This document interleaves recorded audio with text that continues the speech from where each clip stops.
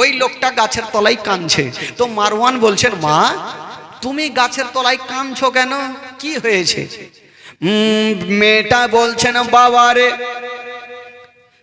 দেখছো তাকিয়া দেখো, সবারই পাকা বাড়ি আর আমার হইল টাটি বাড়ি। টাকা না থাকার কারণে আমি গাছের তলাতে বসে বসে কান্দি। টাকা নাই বাবা, তার জন্য কি করব, গাছের তলায় কাইন্দা কাইন্দা সবুর করছি। তো মারওয়ান চিন্তা করলো এই মেয়েটাকে দিয়ে ইমাম হাসানকে মারাতে হবে, কারণ এর টাকার লোভ আছে। তো মারওয়ান বলছেন, মাগো একটা কাজ করবে, যদি ওই কাজটা করতে পারো এত টাকা দেব, তুমি বসে বসে খাবে। ওই একজনের কাছে টাকা পাবে, আর ওই আবার কিছু টাকা একে দিতে চাইছে যে তুমি একটা কাজ যদি করতে পারো তোমাকে প্রচুর টাকা দেবো। বলে কি কাজ? বলছেন, মাগো ওই মদিনা শরীফে ইমাম হাসান কে যদি তুমি মারতে পারো তোমাকে প্রচুর টাকা দেব। ওই মাইমুনা বলছে না, বাবারে যা বলেছ আর ভুল করেও বলো না, ইমাম হাসান এত ভালো মানুষ, মদিনাতে সবাই উনাকে মানে, আমি কেমন করে উনাকে মারব? ও বাবা, আমি ইমাম হাসানকে মারতে পারবো না। মারওয়ান বলছেন, মাইমুনা বলছেন, এত ভালো ছেলে আমি কি করে মারবো, পারবো না।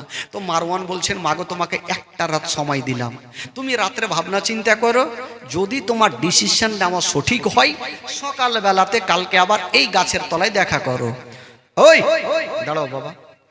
মাইমুনা বাড়ি গেলেন, বিছানায় শুয়ে আছেন বাবা, আর চিন্তা করছেন, আল্লাহ যদি ইমাম হাসানকে আমি ছলে বলে কোনো মতে মেরে দিই তবে আমি প্রচুর টাকা পাবো। মাইমুনা চিন্তা করছেন, যাই হবে হোক না কেন টাকা তো হবে, ইমাম হাসানকে না হলে মেরেই দিব। এবার মাইমুনা সকাল বেলাতে ওই গাছের তলায় পৌঁছে গেলেন। মারওয়ান চলে আসলেন, বলছেন, মা গো আচ্ছা বলো মা তোমার ডিসিশনটা বলো। মাইমুনা বলছেন, বাবারে আমি কথা দিলাম, বাচ্চা বলো তুমি কতটা টাকা দিবে? মারওয়ান বলছেন, মা গো তোমাকে এত টাকা দেব সারা জীবন তুমি বসে বসে খাবে, তোমার টাকা খতম হবে না। মাইমুনা বলছেন, বেটারে তবে যাও যাও, আমি কথা দিলাম ইমাম হাসানকে আমি মারব, কথা দিলাম আমি মারব। ঠিক আছে মা, তাহলে তুমি তৈরি হয়ে যাও, যখনই ইমাম হাসানকে তুমি মারবে বড় ব্যাগ নিয়ে আমার কাছে চলে আসবে, টাকা রেডি। ওই মেয়েটাকে ফিট করে দিল। এবার ওই মেয়েটা ইমাম হাসানকে মারার জন্য ছদ্মবেশী সেজে বাড়ির আশেপাশে ঘুরতে লাগলো। তবে যারা কুটনি হয় তাদের গিরহে গিরহে কিন্তু বুদ্ধি হয়, হ্যাঁ তাদের গিরহে গিরহে বুদ্ধি হয়। কি হলো, ওদিকে যান, ওদিকে যান, ওদিক থেকে করেন, ওদিক থেকে করেন, এদিকে লোকজন আছে। যারা কুটনি হয় তাদের ফের গিরহে গিরহে বুদ্ধি হয়। খালা তোমরা কে কইয়ে না, রাগিও না ফের যে আমরা কি কইছে, বুদ্ধি হয়। তো ওই মাইমুনা চিন্তা করছেন, ইমাম হাসানের বিবির নাম ছিল জায়েদা। কি নাম, জোরে বলুন কি নাম? জায়েদা। তো ওই মাইমুনা বাড়ির আশেপাশে ঘুরছেন বাবা, ঘুরতে ঘুরতে দেখছেন ইমাম হাসান বাড়ি থেকে বের হলো, আর ওই মাইমুনা জায়েদা বলে ঘরে ঢুকে গেল। বলছেন, জায়েদা আচ্ছা বলো তোমার স্বামী কোথায় আছে? জায়েদা আচ্ছা বলো তোমার স্বামী কোথায়? দেখ ও বাবা, আপনি চুপচাপ বসেন, ওখানে বসে করেন।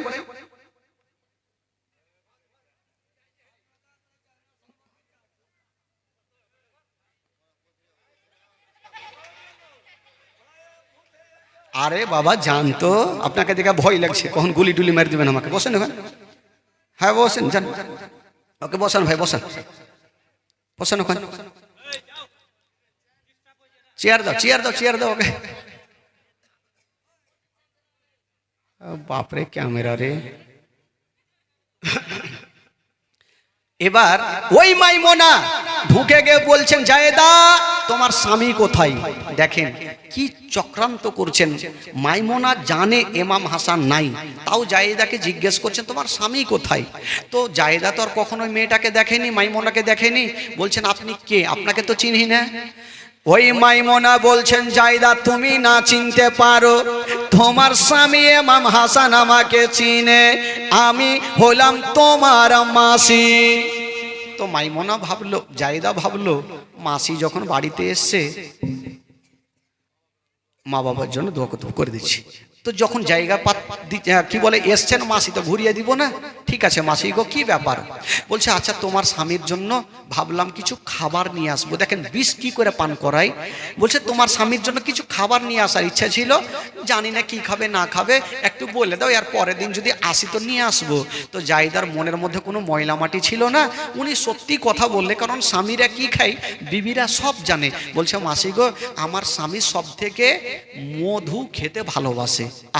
মাইমুনা সা করে বেরিয়ে মারওয়ানের কাছে বলছেন, বেটা মারওয়ান দেরি করো না, তাড়াতাড়ি করে তুমি মধুতে বিষ দিয়া দাও।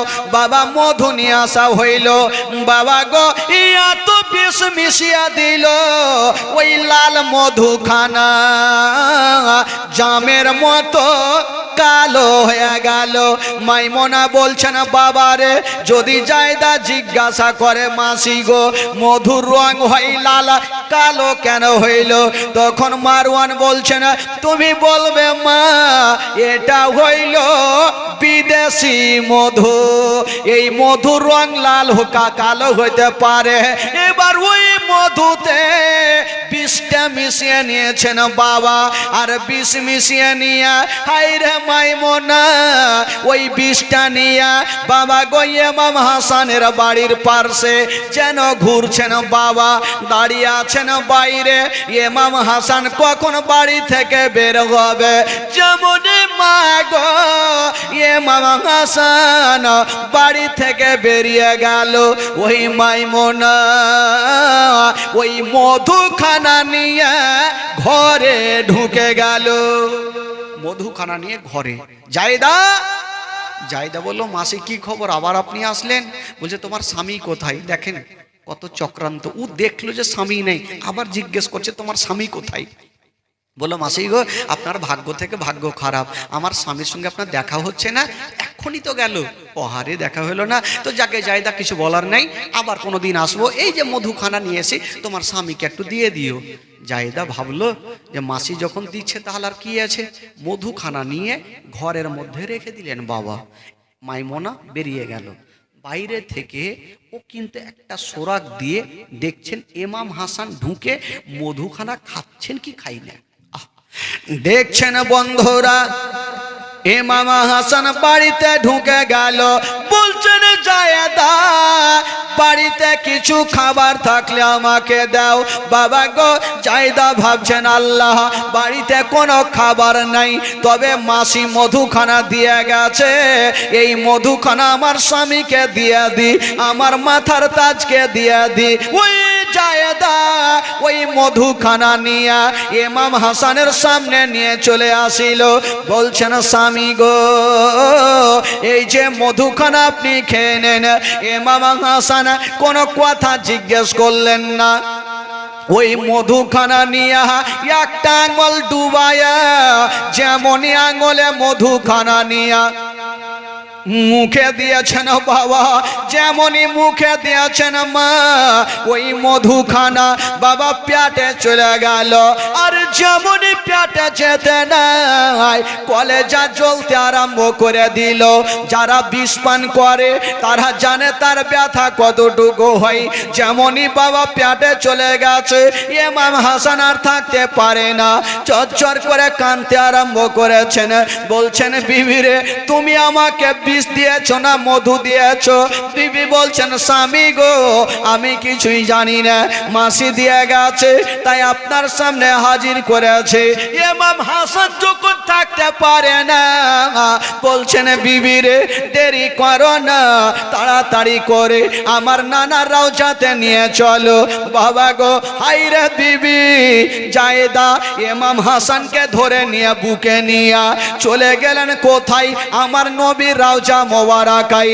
যেমনই গিয়েছেন বন্ধুরা আমার নবীর রওজাতে, যেমন বিসমিল্লাহ বলে ইমাম হাসান হাতখানা দিয়েছেন, বাবা গো যেমনই হাত দেওয়া সমস্ত বিষখানা পানি হয়ে গেল। জোরে বলুন, আরো জোরে। সমস্ত বিষখানা পানি হয়ে গেল নবীর রওজাতে হাত দেওয়াতে, বিষ পানি। এবার মাইমনা দূর থেকে দেখলো, হায়রে এত চক্রান্ত করে বিষ দিলাম, আবার পানি হয়ে গেল। কিছু করার নাই, আবার পৌঁছে গেল মারওয়ানের কাছে। ওগো মারওয়ান, তুমি বিষ দিলে না পানি দিলে? বলে কেন? বলে বিষ তো খাওয়ালাম কিন্তু কাজ করলো না। বললো এক কাজ করো, এবার খেজুরের সঙ্গে বিষ দেওয়া হইল। যেমনই খেজুরের সঙ্গে দিয়েছেন বাবা, খেজুরের রং হয় লাল, আবার সেটা কালো হয়ে গেল। এত বিষ দিয়েছিল বন্ধুরা ওই কালো খেজুর খানা। আবার মাইমনা আবার কয়েকদিন পরে আবার জায়েদা বলে বাড়ি ঢুকে গেল। বলছেন জায়েদা রে কই তোমার স্বামী কোথায়? বলছেন মাসি গো আপনি যেদিন মধুটা দিয়েছিলেন হয়তো মধুটা ভালো ছিল না। বলছেন জায়েদা রে ওই মধুটা বিদেশি মধু, হয়তো তোমার শরীরে কি বলে স্যুট করেনি, বিদেশি মধু খেয়ে হয়তো থাকতে পারেনি। সেটা বিদেশি মানে বিদেশি মধু হওয়ার কারণে তোমার স্বামীকে সেটা স্যুট করেনি। জায়েদারে আমার তো খুব বড় আশা তোমার স্বামীকে নিজের হাতে কিছু খাওয়াবো, আমার ভাগ্যই জুটে না। দেখেন বাবা গো কি করে ইমাম হাসানকে মারবে। বাবা গো জায়েদা কি বললেন? বলে মাসি গো ঠিক আছে আপনি বসেন, আমার স্বামী চলে আসবে। বলে বসার টাইম নাই, একটু ইমার্জেন্সি যেতে হবে। ওই যে লাল মধু খেজুর খানা কালো খেজুর জায়েদাকে দিচ্ছেন, জায়েদারে এই খেজুর খানা লেও তোমার স্বামীকে দিয়ে দিও। আবার বাবা গো ইমাম হাসান আবার সন্ধ্যার সময় ঢুকলেন। যেমনই ঢুকেছেন বাবা বলছেন বিবি রে আমাকে দাও খাবার দাও।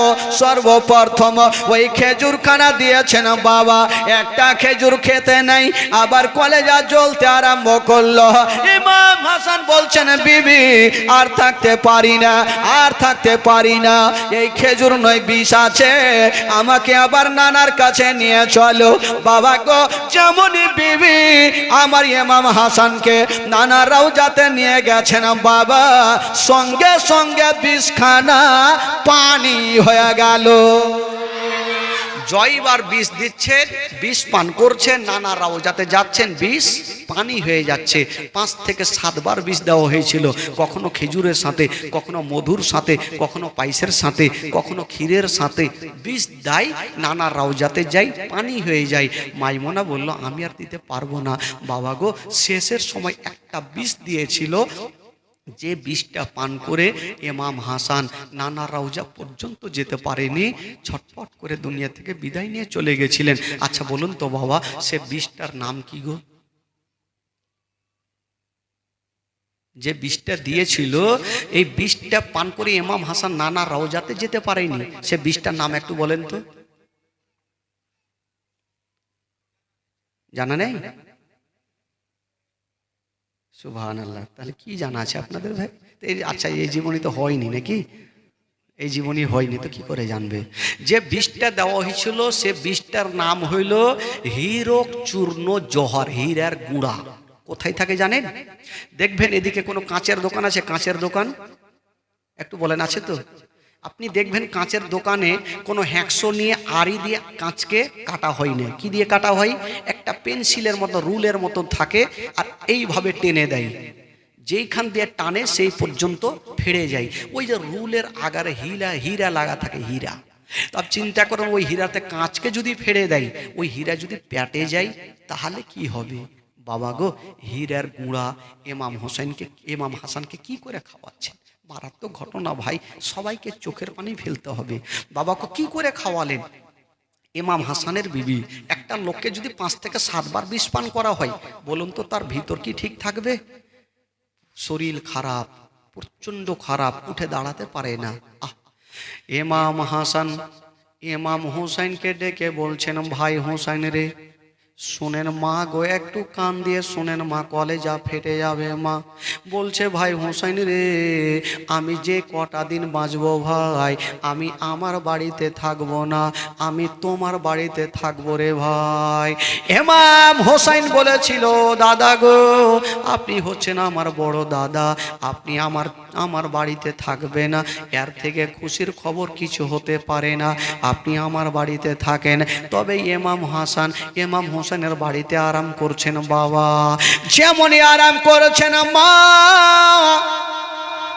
ওইদিকে ইমাম হোসেন সব কিছু ফলমূল নিয়ে চলে আসলো, ফল নিয়ে চলে আসলো, সব কিছু নিয়ে চলে আসলো, ইমাম হোসেনের পার্শ্বে রাখলো। আর বলছেন, ও ভাবি যান, জাইনাবকে বলছেন, ভাবি যান, এই যে আমি সব কিছু আমার দাদাকে দিয়ে গেলাম, আমার দাদা যেটা খেতে চাইবে তুমি খাইয়ে দিও। কিন্তু বেরাদার ইমাম হাসানের একটা বেটা ছিল, যে বেটার নাম কেতাবে লিখছেন আবুল কাসিম। ওই আবুল কাসিম বাবা গো, বাপের কাছে এসে দাঁড়িয়ে গেল, আব্বা গো, আপনার কি হয়েছে গো আব্বা? বলছে, বেটারে, আমার মনটা ভালো করে না। এই কথা বলে আবুল কাসিম কাঁদতে কাঁদতে চলে গেল। আর বিবি সাহেবার মনটা মানে না। কাউরি বিবি যদি অসুস্থ থাকে তবে স্বামীর মনটা ভালো করবে না, আর কাউরি স্বামী যদি অসুস্থ থাকে তবে বিবির মনটা ভালো করবে না। আবুল কাসিমের মা বাবা গো চিন্তা করছেন, জায়েদা, আমার স্বামীর মনটা ভালো নাই। জাইনাব বহিনকে ডেকে বলছেন, ওরে বহিন জাইনাব, আজকে রাত্রি বেলা আমার স্বামীর কাছে আমি থাকবো না। ভাবি যান, আপনি কোথায় যাবেন? কে কাকে বলছেন জানেন? জাইনাবকে। ইমাম হাসানের বহিন একটা ছিল না, জাইনাবকে। জাইদা বলছেন, জাইনাব, আজকে রাত্রেবেলা আমার স্বামীর কাছে আমি থাকবো না। কেন ভাবি যান, আপনি কোথায় যাবেন? বলছেন, জাইনাব রে, আমার স্বামী কয়েকবার বিষ পান করেছে, ভিতরটা ভালো নাই, অসুখ হয়ে গেছে। যদি স্বামী ভালো না থাকে আমার মনটা ভালো নেই, আমি একবার যাব আর আমার নানার রওজাতে গিয়ে কানবো, যেন আমার আল্লাহ আমার স্বামীকে ভালো করে দেয়। তবে একটা কথা বলছেন, ওরে জাইনাব, আমি তোমার দাদাকে রেখে গেলাম, আমার স্বামীকে রেখে গেলাম, সব কিছু খাবার রেখে গেলাম, যা খাইবে তুমি দিয়ে দিও। দেখেন বাবা, ঘটনা কোন দিকে যাই বাবা। জাইনাব বলছে না, ও ভাবি যান, আপনি চিন্তা করবেন না, হুজুর থাকলো আর আমিও থাকলাম, আমি যা লাগবে হুজুরকে আমি তাই দিব। বাবা গো, এই কথা বলে দিয়ে আবুল কাসিমের মা এক পা দুই পা করে রাত্রিবেলায় বেরিয়ে গেল। কোথায় যাচ্ছেন বাবা? আমার নবীর রওজাতে কানতে যাচ্ছেন। ওইদিকে কি বলে, জায়দা চলে গেল, আর এইদিকে জাইনাব ইমাম হাসানের পার্শ্বে দাঁড়িয়ে আছেন। ইমাম হাসান বিছানায় আছেন। বাবা হঠাৎ করে ঘুমটা চলে আসিল। যেমনই ঘুমটা এসেছে মা, জাইনাব দেখছেন হুজুর যখন ঘুমিয়ে গেল, আমি আর জেগে করব কি? আমি একটু বিছানায় ঘুমিয়ে যাই। বাবা গো, ইমাম হাসান ঘুমিয়ে গেছেন, আর জাইনাব আর দেরি করলেন না। জাইনাব ভাবছে, হুজুর যখন ঘুমিয়ে গেল, আমি জেগে কি করব? আমি একটু আরাম করে এলি। বাবা গো, জাইনাবও একটা বিছানায় ঘুমিয়ে গেল। যেমনই ঘুমটা চলে এসে জাইনাবকে, ওই মুহূর্তে ওই টাইমে একটা নবীর দুশ্মন হীরের গুঁড়া নিয়ে যেন ঘরের মধ্যে ঢুকে গেল। ওই বাবা, ওই কথা বলবি না। যেমনই হীরার গুঁড়া নিয়ে ঢুকে গেছে বাবা, ওই নবীর দুশ্মন চতুর্দিকে দেখছেন, এই হীরার গুঁড়া আমি কিসে দিব? ভাতে যদি দিই তাহলে ধরা পড়ে যাবে, তরকারিতে দেওয়া যাবে না, হীরার গুঁড়া কিসে দিব? নবীর দুশ্মন চতুর্দিকে তাকিয়ে দেখছে, বাবা কিছু দেখা যায় না। দেখছে একটা মাটির কলসি রাখা আছে, আর ওই মুখটা যেন গিরে দিয়ে বাঁধা আছে, 7টা গিরে দেওয়া আছে ওই কলসির মুখে। নবীর দুশ্মন চিন্তা করলো, আমি যদি গিরহাটা খুলে দিই তবে হয়তো ধরা পড়ে যাব, গিরহাটা খুলবো না। যদি গিরহা না খুলে বিষটা পানিতে দেব কেমন করে? হাইরে নবীর দুশ্মন হীরার গুড়ালিয়া, কলসির মুখটা খুলতে হইল না। বাবা গো, ওই কলসিতে যে কাপড়টা বাঁধা ছিল, হীরার গুড়ালিয়া কাপড়ে ঘুষতে আরম্ভ করেছে। যেমনই ঘুষতে লেগেছে মা, হীরার গুঁড়া টুকরো টুকরো হয়ে ধুলা ধুলা হয়ে বাবা কলসির ভিতরে চলে গেল। যেমনই ভিতরে চলে গেছে, ওই নবীর দুশ্মনকে গিরহা খুলতে হইল না। বাবা সুন্দরভাবে বিষটা মিশিয়ে দিয়া যেমনই বের হতে যাবে, বাড়ি থেকে বের হতে যাবে, দুটা পায়ের টাচ হয়ে গেল, একটু শব্দ করলো, ইমাম হাসানের ঘুমটা ভেঙে গেল। যেমনই ঘুম ভাঙলো, ডাক দিচ্ছেন বহিন জাইনাব, দেরি করো না, তাড়াতাড়ি করে উঠে যাও।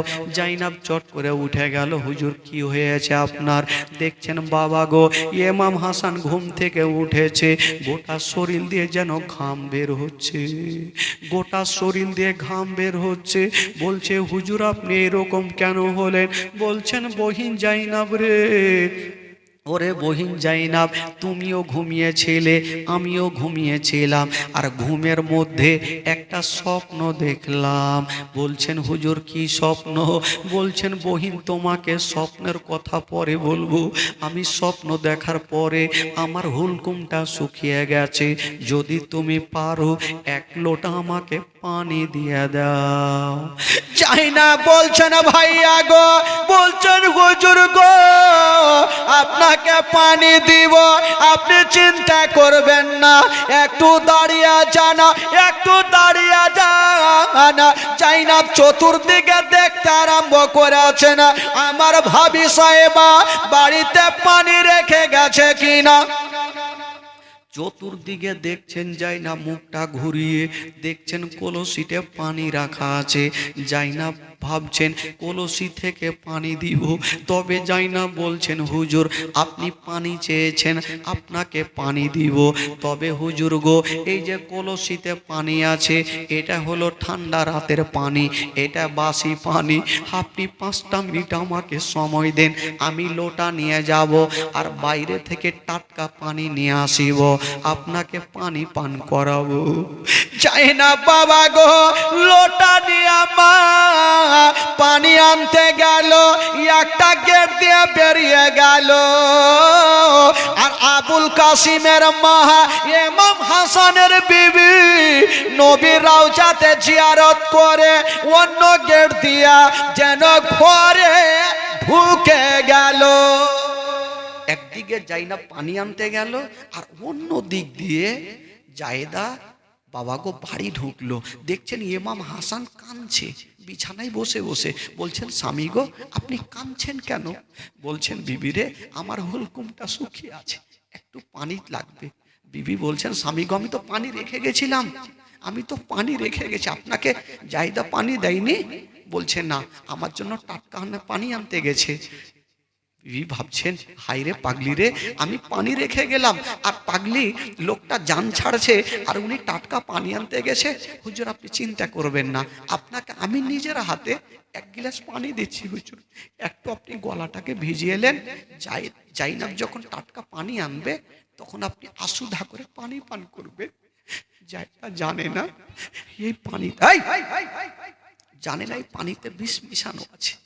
বাবা গো জায়দার সঙ্গে সঙ্গে আস্তে আস্তে গিরহাগুলা খুলছেন। 7টা গিরহা দিয়েছিলেন, 7টা গিরহা দেওয়া আছে। বিবির মনে সন্দেহ হইল না, গিরহাগুলাই একটা একটা করে গন্তি করে খুলেছেন। বাবা গো সেখান থেকে 1 পিয়ালা পানি ঢেলে বলছেন স্বামী গো, ও গো আমার মাথার তাজ, এই পানিখানা আপনি পান করেন, গলাটা শুধু ভিজিয়ে এলেন, জায়দা যখন টাটকা পানি আনবে তখন আপনি আসুধা করে পানি পান করবে। বিবি জানে না, ইমাম হাসানও জানে না। সেখান থেকে 1 পিয়ালা পানি নিয়ে বাবা গো যেমনই পান করেছে, যেটা দিয়া পানি পর্যন্ত গেছে, বাবা কলেজা যেন জ্বলতে আরম্ভ করে দিল। ইমাম হাসান বলছেন বিবি রে এই কলসির পানি পানি নয়, এটা বিষ হয়ে গেছে। বলছেন স্বামী গো আমি তো নিজের হাতে পানি রেখেছি, এতে কোন দুশ্মন বিষ মিশিয়ে দিল। ইমাম হাসান বিষ পান করে আর যেন দাঁড়িয়ে থাকতে পারে না, বাবা বিছানায় গড়াগড়ি দিতে আরম্ভ করেছে। যেমনই বিছানায় গড়াগড়ি দিচ্ছে না মা, ওই দিকে যাই না টাটকা পানি নিয়ে চলে আসিল। যেমনই বাবা গো টাটকা পানি নিয়ে এসে দেখছেন মা ইমাম হাসান বিছানায় চটপট করে কাঁদছে। যাই না বলছেন ভাবি সাহেবা আমি তো হুজুরকে ভালো দেখে গেলাম, তো এরকম কেন ছটপট করছে? বলছে যাই না রে তুমিও ঘুমিয়েছিলে আর হুজুরও ঘুমিয়েছিল, কোন এমন দুশ্মন এই যে কলসিতে বিষ মিশিয়ে দিয়েছে, এটা পানি নাই বিষ হয়ে গেছে। যাই না মাথায় হাত দিয়ে আল্লাহ কি হয়ে গেল, আমি কেন ঘুমাতে গেলাম? আমি যদি না ঘুমাতাম তবে কোন দুশ্মন বিষটা দিতে পারতো না। জাইনাব একদিকে কাঁদছে, ইমাম হাসান একদিকে ছটপট করছে, বিবি সাহেবা একদিকে কাঁদছে। হঠাৎ করে দেখা গেল ইমাম হাসান মনে হচ্ছে বমি করতে আরম্ভ করবে। হাই রে ইমাম হাসান মাগো শুনেন মাগো কলেজা খানা ফেটে যাবে মা। ইমাম হাসান বমির মতো ভাব করে। জাইনাব চিন্তা করছেন আল্লাহ হুজুর হয়তো বমি করে দিবে। জাইনাব দেরি করলেন না, ঘরের মধ্যে গেল আর একটা থালা নিয়ে এসে ইমাম হাসানের সামনে রেখে দিল। বলছেন ভাইয়া গো আপনাকে জমিনে বমি করতে হবে না, আপনি থালাতে বমি করুন। ইমাম হাসান ওই থালাতে বমি করছেন বাবা, তবে শুধু খাবার বেরিয়ে আসে না, শুধু পানি উঠে আসে। বমি করছে খাবার বেরিয়ে আসে না, শুধু পানি বের হচ্ছে। এই ভাই ওই কেন দাঁড়াইলে ওখানে মূর্তির মতো? শুধু পানি যখন বেরিয়ে আসে তো জাইনাব চিন্তা করছে হুজুরের ভাত কেন বেরিয়ে আসে না? বমি করলে তো ভাত বের হবে, খাবার বের হবে, শুধু পানি কেন বের হচ্ছে? জাইনাব এক পা দুই পা করে গেল, থালাটা নিয়ে দেখছেন বাবা। যেমনই থালাটা নিয়ে দেখেছেন মা ওই থালাতে পানি আছে, শুধু পানি নাই রে বাবা, ওই পানিতে ইমাম হাসানের কলেজা টুকরো টুকরো হয়ে কেটে কেটে যেন পানিতে ভেসে আছে। যার কলেজা টুকরো টুকরো হয়ে ভেসে থাকবে মা বলুন তো তার ভিতরটা কেমন করবে? বাবা গো যাইটা মুখে কথা বলতে পারে না, পার্শ্বে দাঁড়িয়ে দাঁড়িয়ে কাঁদতে লাগলো। জায়দা বলছেন বহিন কেন তুমি কাঁদছো কেন? বলে ভাবি সাহেবা তুমি নিজের চোখে দেখালাও। হায় রে জায়দা যেমন থালা খানা নিয়ে বাবা দেখতে গেছেন বন্ধুরা, দেখার পরে চোখের পানি ধরে রাখতে পারলেন না, কাঁদতে আরম্ভ করেছেন মা গো বাবা গো। ইমাম হাসান বলছেন বিবি রে দেরি করো না, তাড়াতাড়ি করে আমাকে আমার নানার রওজাতে নিয়ে চলো। এই কথা বলতে নাই যেমনই ইমাম হাসানকে দাঁড় করিয়েছেন, ইমাম হাসান দাঁড় হতে পারে না, আবার জমিনে পড়ে গেল। যেমনই জমিনে পড়ে গেছে মা বলছেন বাবা গো।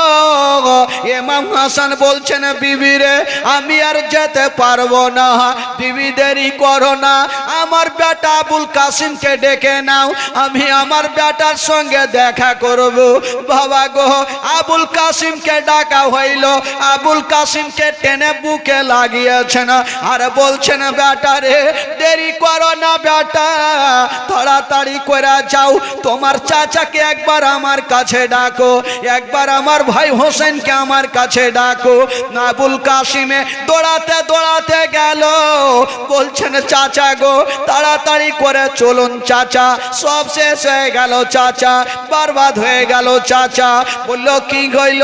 বলছে না চাচা গো আমার আব্বা জান জমিনে চটপট করে কাঁদছে, এই কথা শুনতে নাই ইমাম হোসেন দৌড়িয়া চলে আসিল। দাদা হোসেন হাসানকে ধরে নিয়ে বুকখানে ভরে নিয়েছেন। দাদা ভাই দাদা কি হয়েছে বলো, কেন তুমি কাঁদছো? দাদা তুমি কাঁদছো কেন? বলছে ভাই হোসেন রে আমি কাঁদবো না তো কি করবো, আমার কলেজা যে জ্বলছে। বলছেন দাদা কি হয়েছিল একবার বলো। বলছে ভাইরে আমি কলসির পানি খাওয়ার পরে আমার কলেজা যেন জ্বলে যাচ্ছে। ইমাম হোসেন বলল দাদা গো তুমি চিন্তা করো না, যেই পানি তুমি পান করেছো আমি ওই কলসির পানি পান করব। ইমাম হোসেন যেমনই কলসিটা নিয়ে পানি পান করতে যাবে, ইমাম হাসান দেখলেন আমার ভাই হোসেন যদি পানি পান করে নেয় তবে হোসেনের কলেজা জ্বলে যাবে। ইমাম হাসান উঠে গেল, ইমাম হোসেনের হাতে বাড়ি মেরেছেন, কলসিটা মাটিতে পড়ে গেল, কলসি ফেটে গিয়া কলসির পানি মাটিতে পড়ে গেছে। বাবা গো ওই পানি যত দূর পর্যন্ত মাটিতে পড়েছে ওই মাটি পর্যন্ত জ্বলে গেছে। বাবা গো চিন্তা করেন, যেই পানি মাটিকে পর্যন্ত জ্বলিয়ে দেয়, বলুন পেটে যদি যাই তাহলে কি অবস্থা? ইমাম হোসেন বলছেন দাদা গো কে আপনাকে কাজ করেছে বলো। ইমাম হাসান বলছেন ভাইরে আমার ঘুমটা যখন ভেঙেছিল আমি পিছন থেকে তাকে দেখেছিলাম, আইডিয়াতে যদি তার নাম বলবো না ভাইরে, আমি নাম বলবো না, তবে ভাই একটা কথা শুনে নাও, আমাকে যা পিস দিয়েছে ভাইরে আমি আল্লাহকে সঁপে দিয়েছি ভাই, আল্লাহ তার বিচার করবে। ইমাম হাসান বলছেন ভাইরে আমি যদি তার নামটা বলি তখন তুমি কি করবে? ইমাম হোসেন বলছেন দাদা গো যদি তার নামটা বলে দাও আমি তাকে জিন্দা জবাই করে দিব। ইমাম হাসান বললেন না রে ভাই আমি আইডিয়াতে নামটা বলবো না। ইমাম হাসান ভাবছেন আল্লাহ আমি যদি বলে দিই ওই লোকটা ছিল ইমাম হোসেন আমার ভাই, ভাই ওকে জিন্দা রাখবে না, আর ওই লোকটা যদি না হয় যদি অন্য কেউ হয় তবে কাল হাসরের মাঠে আমি গুনাহগার হয়ে যাব, এই জন্য নামটা বললেন না। বলছেন ভাইরে আমাকে যে বিষ দিয়েছে আমি আল্লাহকে সঁপে দিলাম, আল্লাহ তার বিচার করবে। কথা চলছে বাবা, ইমাম হাসান আস্তে আস্তে বাবা ওই সবুজ রংটা হয়ে যাচ্ছে, রংটা সবুজ হয়ে যাচ্ছে। বাবা গো ইমাম হাসান বলছে ভাই হোসেন রে একটা কথা বলো ভাই আমার গায়ের রংটা কেমন লাগছে? ইমাম হোসেন একবার গাছের দিকে দেখেন, একবার দাদার চেহারা দেখছেন, একবার গাছের দিকে দেখছেন, একবার দাদার চেহারা দেখছেন, আর বলছেন দাদা গো দাদা গো গাছের পাতা যেমন সবুজ আপনার চেহারাও সবুজ হয়ে গেছে। ইমাম হাসান বলছেন ভাই রে তবে বুঝে লাও ভাই আমি আর বেশিক্ষণ বাঁচব না। আমার নানা বলেছিল যেদিন বিষ পান করাবে সেদিন আমার ছোট বড় নাতের সমস্ত চেহারা সবুজ হয়ে যাবে, সেদিন ইন্তিকাল করবে। ভাই রে আমি তো দুনিয়াটা ছেড়ে চলে যাব ভাই, তবে একটা কথা মাথায় রাখিও, এই যে আমার বেটা আবুল কাসিম কে রেখে গেলাম, আবুল কাসিমকে ডাক দিয়ে বলছেন বেটা রে তোমার চাচাকে তোমার সঙ্গে রেখে গেলাম, বেটা তোমার কাছে তোমার চাচাকে রেখে গেলাম, বেটারে একটা কথা মাথায় রাখিও যদি কোনোদিন যুদ্ধ লাগে বেটা তোমার চাচাকে তুমি যেতে দিও না, তোমার চাচার আগে তুমি গিয়ে যুদ্ধের ময়দানে যুদ্ধ করবে বেটা, যতই বিপদে পড়ো না কেন তোমার চাচাকে বিপদে ফেলিও না বেটা। এই কথা বলে ইমাম হাসান আস্তে আস্তে চোখটাকে বন্ধ করছেন। বাবা আবুল কাসিম কাঁদছে ডুগরে ডুগরে, একদিকে জাইনাব কাঁদছেন, একদিকে সাকিনা কাঁদছে, একদিকে উম্মে কুলসুম কাঁদছে, একদিকে হাসান বানু কাঁদছে, একদিকে শহর বানু কাঁদছে, একদিকে জায়েদা কাঁদছে, সবাই হাউমাউ করে কাঁদছে। ইমাম হাসান বলছে আমার হালিয়ারা তোমরা চোখের পানি ফেলিও না, আমি দুনিয়াটা ছেড়ে চলে যাব। তবে ভাই হোসেন রে তুমি একটা কথা মাথায় রাখিও ভাই, আমার বেটাদের রেখে গেলাম, আমার বেটাদের কোনোদিন কষ্ট দিও না। ইমাম হাসান আবুল কাসিমকে নিয়ে ইমাম হোসেনের হাতে সঁপে দিলেন। বাবা যেমনই সঁপে দিয়েছেন মা, ইমাম হাসান একবার উপরে নজর করেছেন। বাবা যেমনই নিচে নজর করা, ইমাম হাসানের দেহ থেকে যেন রূহ পারওয়াজ হয়ে গেল। সকলে পড়ুন ইন্না লিল্লাহি ওয়া ইন্না ইলাইহি রাজিউন। ইমাম হাসান বাবা জোহর পান করে দুনিয়াটা ছেড়ে চলে গেলেন। বাবা যেমনই ইমাম হাসান দুনিয়া ছাড়লেন, বাবা ইয়াজিদ পাপী অত্যন্ত খুশি হয়ে গেল। ইয়াজিদ ভাবলো আর আমার পথের কাঁটা থাকলো না, আর পথের কাঁটা থাকলো না। তবে ইয়াজিদ ভাবলো এখন তো ইমাম হাসানের ভাই ইমাম হোসেন এখনো বেঁচে আছে, ইমাম হোসেনকে যদি আমার হাতে হাত দিয়ে মুরিদ করে নিতে পারে আমার আর কোনো চিন্তা থাকবে না। চিঠি লেখলো, ওগো মা ফাতেমার বেটা হোসেন তুমি আমার হাতে হাত দিয়ে মুরিদ হও, নচেত যুদ্ধের জন্য তৈরি হয়ে যাও। ইমাম হোসেন বলেছিল ওরে ইয়াজিদ শয়তান, আমার দেহতে যতক্ষণ পর্যন্ত রূহ আছে আমি জান দিয়ে দেব, জীবন দিয়ে দেব, আমি কখনো ঈমান যেতে দিব না। আরো জোরে বলুন, আমি জান দিয়ে দেব, জীবন দিয়ে দেব, ঈমান দেব না। এবার ইমাম ইয়াজিদ ইমাম হাসানকে খবর দিল যে তুমি ইয়াজিদের হাতে হাত দিয়ে মুরিদ হয়ে যাও। ইমাম হোসেন বলল ঠিক আছে, যখন তুমি বলেছো আমি এখনো বলবো না, সকাল বেলাতে তোমাকে বলবো আমার ডিসিশনটা কি আছে। ইমাম হোসেন রাত্রিবেলায় চিন্তা করছেন এখন যদি ইয়াজিদের হাতে হাত দিয়ে মুরিদ না হয় তবে যুদ্ধ শুরু হয়ে যাবে, আর যুদ্ধ যদি হবে আমার নানার রওজা ভেঙে দিতে পারে। কত ভালো মানুষ নামাজি বেনামাজি কাটা পড়বেন না, আমি আর এই মদিনাতে থাকবো না, আমি রাতারাত কি বলে সকাল বেলাতে এই মদিনা থেকে মক্কা চলে যাব। ইমাম হোসেন বাবা গো কি বলবেন, মদিনা থেকে মক্কা যাবেন। বাবা গো আজকে চলুন তো আমরাও মক্কা থেকে একটু মদিনা চলুন।